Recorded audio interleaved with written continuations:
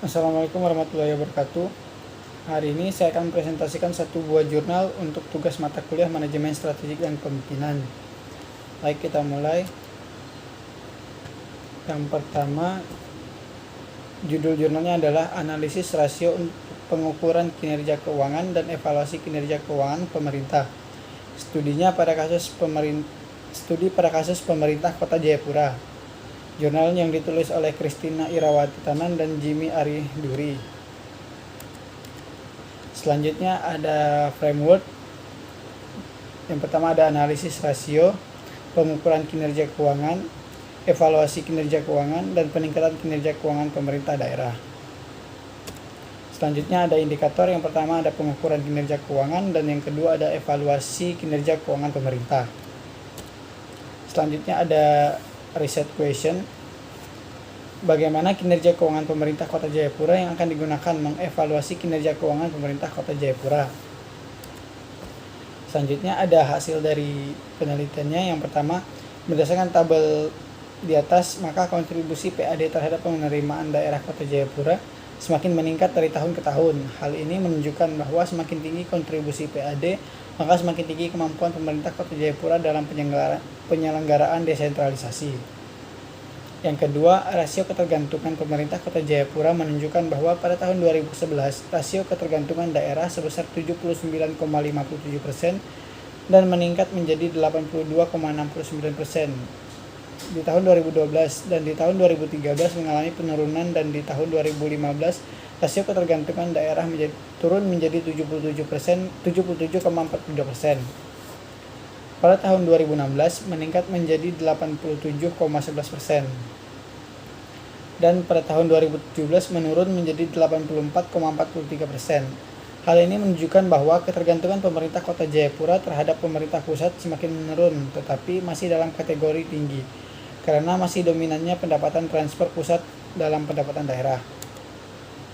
Selanjutnya, berdasarkan tabel rasio kemandirian daerah di atas, kenaikan dan penurunan rasio menunjukkan bahwa rasio kemandirian masih rendah sekali, dan perlu ada upaya yang dilakukan oleh pemerintah Kota Jayapura untuk meningkatkan kemandiriannya terhadap penerimaan transfer pusat.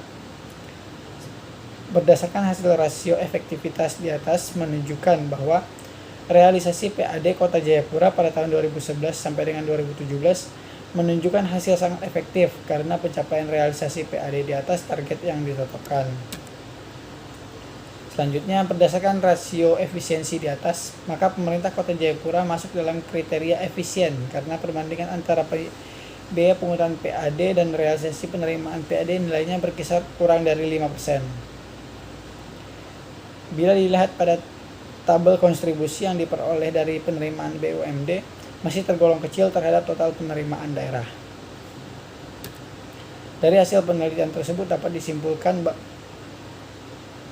yang pertama, kontribusi PAD terhadap penerimaan daerah Kota Jayapura menunjukkan bahwa semakin tinggi kontribusi PAD, maka semakin tinggi kemampuan pemerintah Jayapura.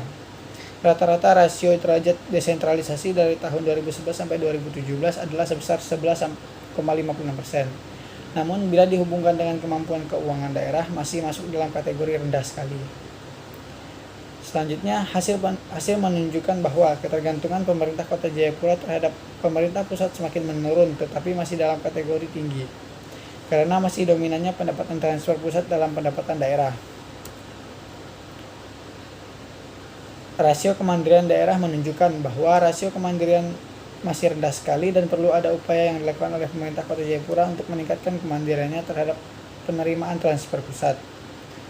Berdasarkan hasil rasio efektivitas menunjukkan bahwa realisasi PAD Kota Jayapura pada tahun 2011 sampai dengan 2017 menunjukkan hasil sangat efektif karena pencapaian realisasi PAD di atas target yang ditetapkan. Selanjutnya, berdasarkan rasio efisiensi, maka pemerintah Kota Jayapura masuk dalam kriteria sangat efisien karena perbandingan antara biaya pungutan PAD dan realisasi penerimaan PAD nilainya berkisar kurang dari 5%, yaitu rata-rata efisiensi tahun 2011 sampai dengan 2011 sampai dengan 2017 sebesar 3,21% yang masuk dalam kategori sangat efisien. Bila dilihat pada tabel kontribusi yang diperoleh dari penerimaan BUMD, masih tergolong kecil terhadap total penerimaan daerah. Bila dilihat rata-rata derajat kontribusi penerimaan BUMD terhadap total pendapatan adalah sebesar 0,29%.